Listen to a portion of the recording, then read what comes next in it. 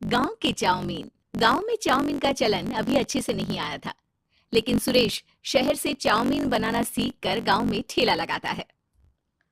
अरे ये केचुआ है क्या भैया? कैसे खाया जाता है? अरे नहीं नहीं, ये चाउमीन है। चाउमीन शहर में खाया जाता है। कितने की दे रहे हो सुरेश? 10 रुपए की प्लेट भरकर। तभी वहां शहर से पढ़ा एक लड़का आता है। जरा एक प्लेट चाउमीन तो देना। सुरेश उसे चाउमीन देता है। उसे चाउमीन खाता देख गांव वाले भी उससे चाउमीन ले लेते हैं और खाने लगते हैं। अरे वाह सुरेश भैया, कमाल की बनाए हो। 2 प्लेट मेरे बच्चों के लिए भी पैक कर दो।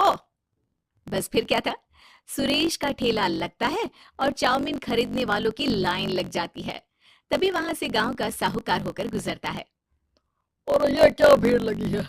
लगता है झगड़ा हो गया है गांव में। चलूं मैं अभी तो मजे ले लूं। अरे कहा है इतनी भीड़ लगी है यहाँ? लड़ाई हो गई है क्या?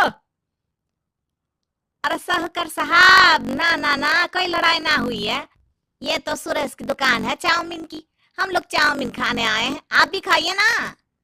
साहूकार चाउमीन खाता है और सुरेश की तरफ देखता है, जो सारे दिन के पैसे गिन रहा होता है। अरे सुरेश, क्या लागत है इस काम की? अरे साहूकार जी, आप अब आए हैं तो ये पूरे 10,000 रुपए ले जाइए, जो पिछले साल शहर जाने से पहले आपसे लिए थे ना। लागत तो क्या कहे, जो आपने दिया था उसी में सीखा भी है और दुकान भी खोल ली। अरे पैसे इतने जल्दी क्या जरूरत थी? कैसे जरूरत नहीं थी साहूकार जी, इतना मोटा ब्याज कहाँ से भरते। साहूकार को अब सुरेश की दुकान को हड़पने की लालच आ जाती है। नाना करते ये सारे दिन में 500 रुपए कमा ही लेता है। अरे गांव में ये ऐसे ही कमाता रहा तो कहीं ब्याज का काम ना शुरू कर दे। अरे भैया, कोई ना कोई जुगाड़ तो करना पड़ेगा। अब साहूकार घर आ जाता है और अपनी बीवी को सारी बात बताता है। हाँ जी, ये तो मैंने भी सुना है कि सुरेश के हाथ की चाउमीन नहीं खाई तो कुछ नहीं खाया।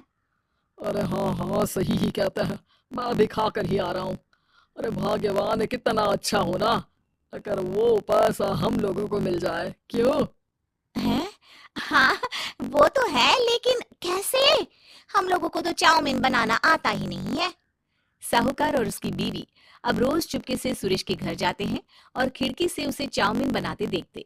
अब क्या था, दोनों को चाउमीन बनाना आ जाता है। फिर एक रोज, और सुरेंद्र, तुझे साहूकारनी ने बुलाया था। बोल रही थी कि बेटे के जन्मदिन में 10 किलो चाउमीन का ऑर्डर देना है। बना दोगे ना? अरे हाँ हाँ साहूकार जी, मैं जरूर बना दूंगा।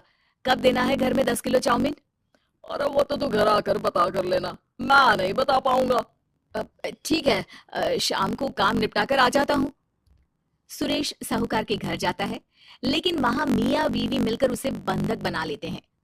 अरे मुझे क्यों बांध रखा है? मुझे छोड़ दो।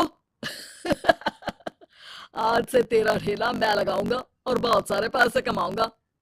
साहूकार एक आदमी को सुरेश की निगरानी में लगा देता है और वहां से चला जाता है। अगले दिन, अरे साहूकार जी, आप कब से चाउमीन बेचने लगे? और अपना ये सुरेश कहाँ गया? और वो तो शहर गया है। उसका कोई काम निकल आया था, बोल रहा था कि जब तक वो ना आए तब तक मैं ही उसके ठेले का काम कर दूं। पैसे भी तो बहुत उधार ले रखे थे उसने। लगता है कर्जा भरने के डर से भाग गया है। अरे पर वो तो बोल रहा था कि उसने सारा कर्जा उतार दिया है। और वो क्यों भागेगा? इतना तो कमा रहा था। अरे मुझे क्या पता। अरे चाउमीन खाना है तो बोलो, नहीं तो भागो यहाँ से। अरे हाँ हाँ, दे दो दे दो। अब तो चाउमीन खाना पूरे गांव के लोगों के लिए आदत ही बन गया है। ना खाओ तो नींद ना आए।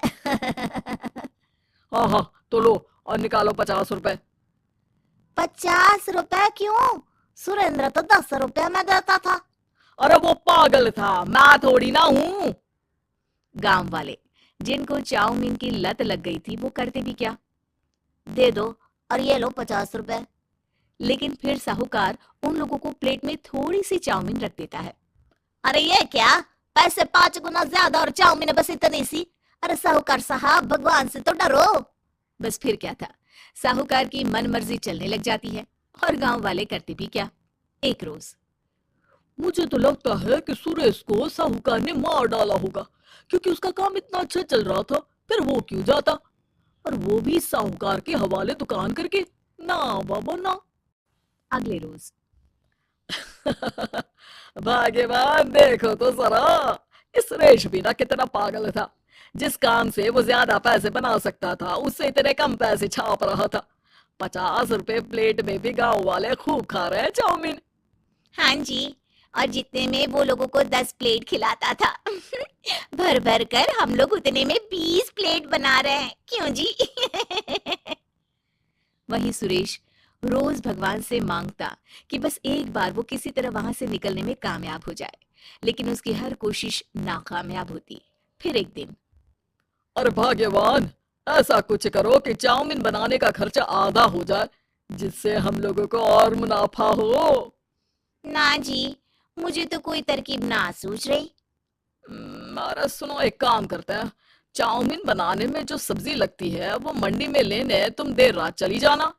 तब तक वो सारी सड़ी गली सब्जी जो दुकानदार वहीं फेंक जाते हैं वो उठा कर ले आना फ्री में। अरे वाह जी वाह, आप तो बहुत समझदार हैं जी। बीवी वैसा ही करती है, लेकिन अब लोग चाउमीन खाते तो मुंह बनाकर। फिर एक बार अरे राम राम राम, ये पेट में दर्द काहे हो रहा है? आई, आई, आई, आई, आई।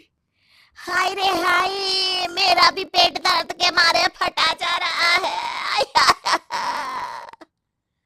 सभी को शक हो जाता है कि उन लोगों को चाउमीन खाने से ही ये बीमारी हो गई है। वहीं दूसरी तरफ जो आदमी सुरेश की निगरानी कर रहा था वो सो रहा होता है और मौका देखकर सुरेश वहां से भाग जाता है। सुरेश गांव वालों के पास जाकर उन्हें सब कुछ बता देता है। बस अब क्या था, साहूकार के घर पुलिस पहुंच जाती है।